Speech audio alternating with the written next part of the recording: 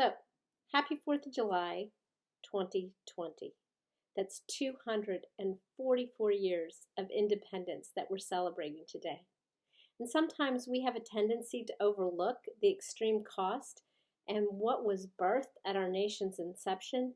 So I want to go back and kind of look at what is the dependence that is foundational to our independence.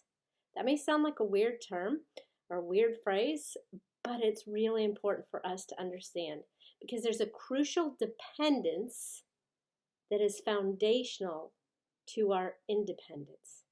You see, at the time of our nation's founding fathers were reading certain preeminent jurists, and one of the top was Sir William Blackstone. Sir William Blackstone had written the commentaries on the law of England, discussing the British common law, and he talked about a lot about the laws of nature.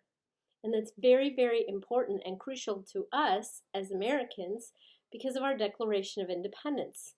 Clearly, our founding fathers were reading Blackstone. It's documented that he was read widely, and he spoke a lot about the laws of nature.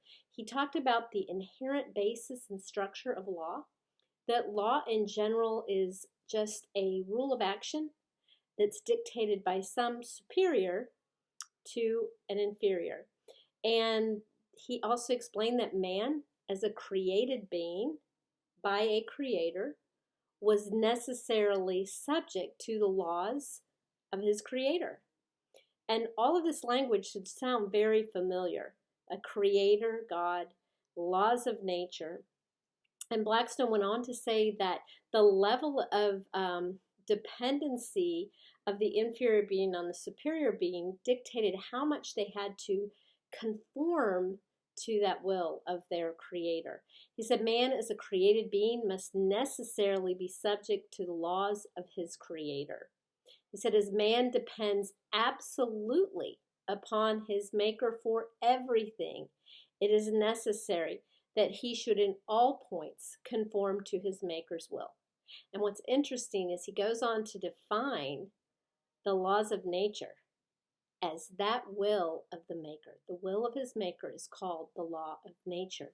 So when you put this all together and you start looking at our Declaration of Independence and our thesis statement where it talks about when in the course of human events it becomes necessary for one people to dissolve the political bands which tie them from to another. So we are dissolving the bands that we have with King George.